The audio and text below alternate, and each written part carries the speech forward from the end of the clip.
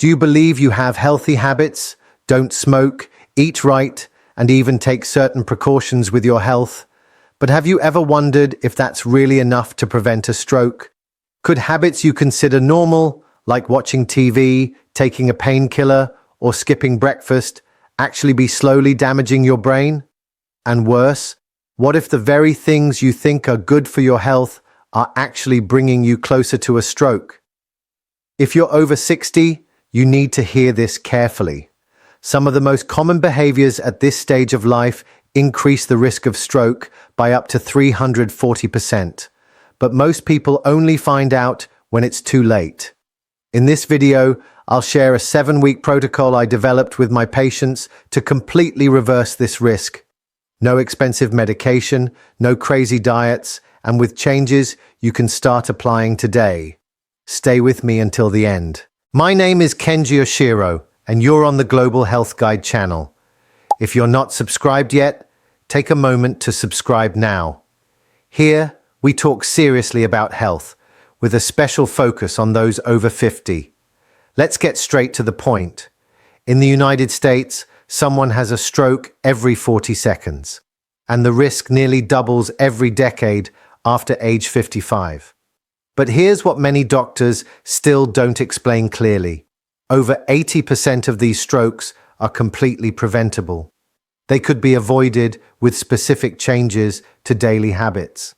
The problem is that these dangerous habits often go unnoticed, and they're exactly the ones most people practice every day. That's exactly what happened to George, a 64-year-old retiree, always seen as healthy. No diabetes, stable blood pressure, not obese, and didn't smoke. Yet, one ordinary morning, George lost movement on the left side of his body and his speech completely stopped, a severe ischemic stroke. When we reviewed his routine, we found that George was unknowingly practicing 6 of the 7 most dangerous habits for brain health. Small daily decisions, seemingly harmless, had been building the groundwork for this devastating event for years. And the most shocking part? This wasn't unique to him. The same routine repeats in millions of homes. Today, you'll discover what these 7 habits are and why they pose a real threat to your brain. Let's start with the first one. Sleeping less than 6 hours a night. Many people think that, with age, it's normal to sleep less, that the body needs less sleep. But that's a dangerous myth. During deep sleep, the brain activates a cleaning system called the lymphatic system.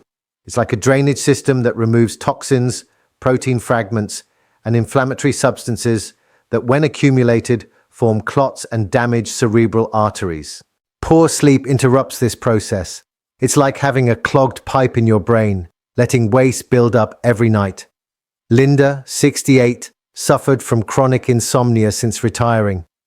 She slept an average of 4 to 5 hours a night, waking up multiple times. She thought it was normal. After all, her mother also slept little in old age. But one morning, while preparing coffee, she felt tingling in her right arm and difficulty speaking. She was diagnosed with a mini-stroke. Analysis of her case revealed something alarming. Linda was clearing only 1.2 grams of toxins per night when she should have been clearing 3 grams. In a year, that's over half a kilo of waste accumulated in her brain. A study from the American Heart Association showed that people who sleep less than 6 hours have a 50% higher risk of stroke. And those who sleep less than 5 hours, like Linda, have up to an 83% higher risk. But that's just the first dangerous habit. The second is even more common, especially among those leading a quieter life in retirement, spending too many hours sitting. Thomas, 71, used to say his pace was relaxed. He woke up around 8 a.m., had coffee while reading the paper, then spent hours watching TV, working on the computer, and in the afternoon took a nap. By the end of the day, he totaled about 12 hours sitting. He thought it was harmless. It wasn't. When you sit for more than 2 hours without getting up, blood flow in your legs drops by up to half. This causes venous stasis, meaning the blood pools becomes thick and is prone to forming clots. Additionally, enzymes responsible for processing fat and cholesterol virtually stop working, creating plaques in the arteries.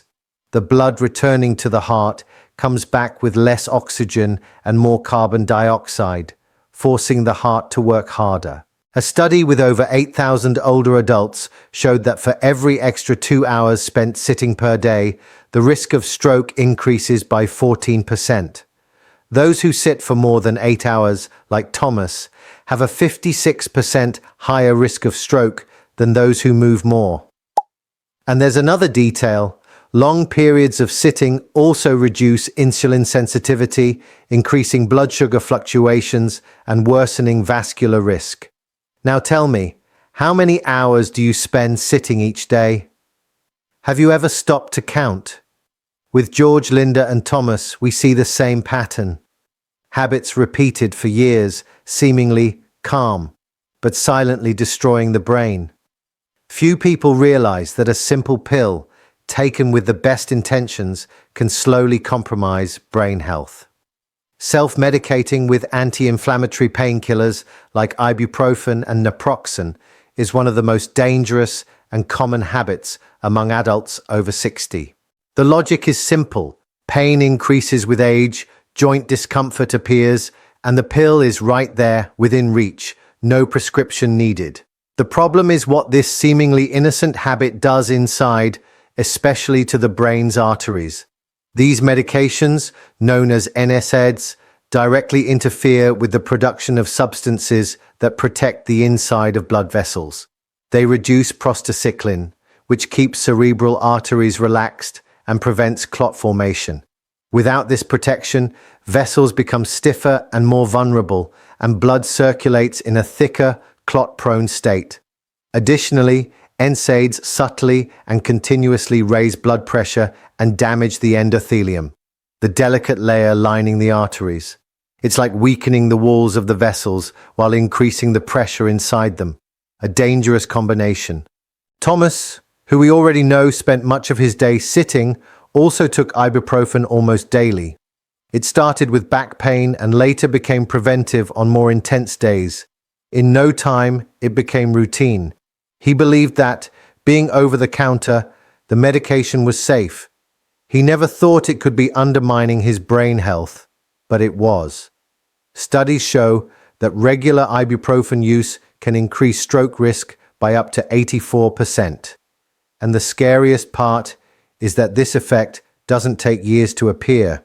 It starts within the first week of regular use. A single dose of ibuprofen can reduce the production of the substance that protects cerebral arteries by 95%. And this effect lasts up to 24 hours. In Thomas's case, the problem was amplified. He was already sitting for long hours, consuming excessive processed salt and sleeping poorly. Self-medicating with anti-inflammatories was the final trigger. When he understood what was happening, we began a gradual replacement process. He reduced the frequency of use, adopted natural therapies like warm compresses, massages, light stretching, and postural adjustments. He also started consuming foods with natural anti-inflammatory properties: turmeric, ginger, extra virgin olive oil, and omega-3 rich fish. Over time, ibuprofen use became sporadic. His blood pressure dropped, his vascular function tests improved, and most importantly, his pain episodes decreased as chronic inflammation was addressed intelligently. The key point here is that pain relief doesn't have to come with risk. There are other safe and effective ways to manage the common discomforts of aging. But now, we need to talk about an invisible, silent, and often underestimated factor: chronic stress.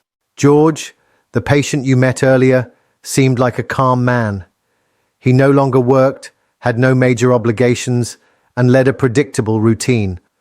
But he lived with constant worry, his wife's health, which was worsening each month. Add to that a silent anxiety about retirement, finances, and the future. This type of stress isn't explosive.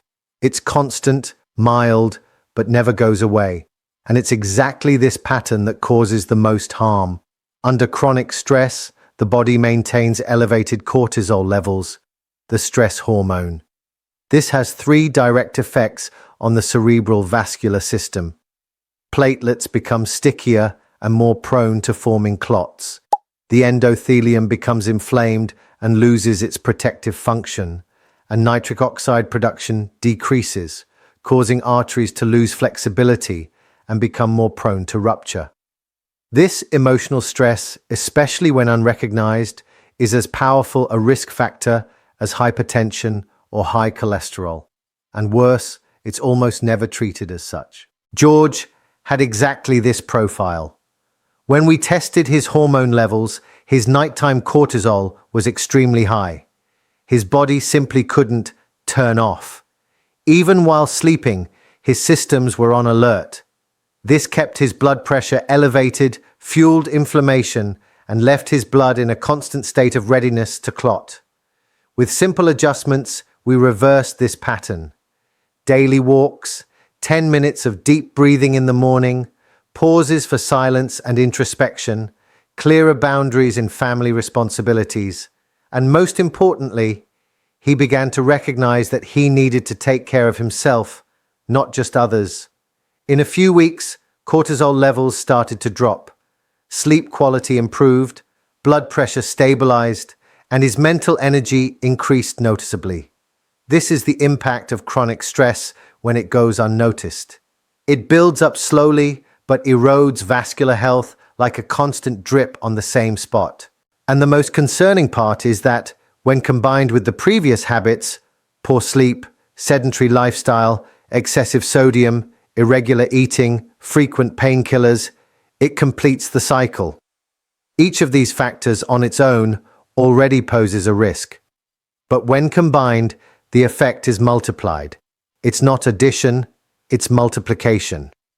This combination is what doctors call cumulative risk syndrome, when several small habits form a perfect storm leading to a stroke. That's why effective prevention goes beyond pills or tests. It starts with daily, conscious, and sustainable choices. Protecting your brain from a stroke doesn't require drastic changes or complicated solutions. What really works is a simple, practical, and progressive approach. That's exactly why I developed a 7-week protocol inspired by the routines of my patients, including George, Linda, and Thomas, who managed to reverse their stroke risk without expensive medications or extreme treatments. The strength of this method lies in its sequence, changing one habit per week. This avoids overwhelm, increases the chances of success, and creates lasting transformations. Week 1. Fix your sleep. This is the first step because sleep impacts all other systems. Set a fixed schedule, sleep at 10 p.m., wake up at 6 a.m., eliminate screens 2 hours before bed, keep the room dark, quiet, and cool, avoid caffeine in the afternoon. If you have insomnia, use relaxation techniques before bed, like diaphragmatic breathing or body scanning. Good sleep cleans your brain from the inside. Week 2. Regular movement. Here's the 50-10 rule. For every 50 minutes sitting, get up and move for 10. Walk, stretch, stand. Add 2 15-minute light walks per day. No gym needed. It's about consistency, not intensity. The goal is to reactivate circulation, stimulate muscles, and prevent blood pooling in the legs. Week 3. Reduce sodium. Eliminate any product with more than 300 milligrams of sodium per serving. Read labels. Avoid processed meats, broths, canned goods, and ready-made sauces. Cook with fresh ingredients. Use unrefined sea salt in small amounts and explore natural seasonings like turmeric, garlic, rosemary, and basil. This will reduce arterial inflammation in just a few days. Week 4. Reorganize eating habits. Set fixed meal times. 3 meals a day, 1 in the morning, 1 midday, 1 in the early evening. Don't skip meals. If you fast, make it structured, never random. Balance each meal with protein, healthy fat, and complex carbohydrates. Stabilize blood sugar and avoid insulin spikes. Your brain needs nutritional predictability. Week 5. Manage stress. Set aside 10 minutes a day for deep breathing. Do this 3 times, upon waking, after lunch, and before bed. List your stress sources and identify what can be delegated or shared. If you care for someone, seek support. Redefine your boundaries. Learn to respect your signs of exhaustion before your body demands help. Week 6. Stop daily painkiller use. If you take ibuprofen, naproxen, or other NSAIDs frequently, start reducing. If you take them daily, switch to every other day. Then, twice a week, replace with natural strategies, warm baths, localized heat, gentle exercise, proper posture, and natural anti-inflammatories like turmeric, ginger, and omega-3. Week 7. Strengthen your brain with new habits. At this point, you've removed the main saboteurs. Now it's time to build resilience. Eat a colorful and varied diet, maintain regular social contact, stimulate your mind with reading, music, games, and continuous learning. Activate your brain daily with activities that bring challenge and joy. These 7 weeks aren't a diet. They're not an internet challenge. They're a concrete path to preserving what's most valuable: your autonomy, your clarity, and your ability to live with quality until the end. The most important thing to understand is that a stroke isn't a sudden event. It's the result of accumulation, an invisible construction built over years by small daily decisions. And the good news is that this construction can be interrupted. The path can be reversed. George, Linda, and Thomas did it. And you can too. Now I want to hear from you. Which of these habits was most present in your routine? Which one do you plan to change first? Share in the comments below. Your choice might inspire others to do the same.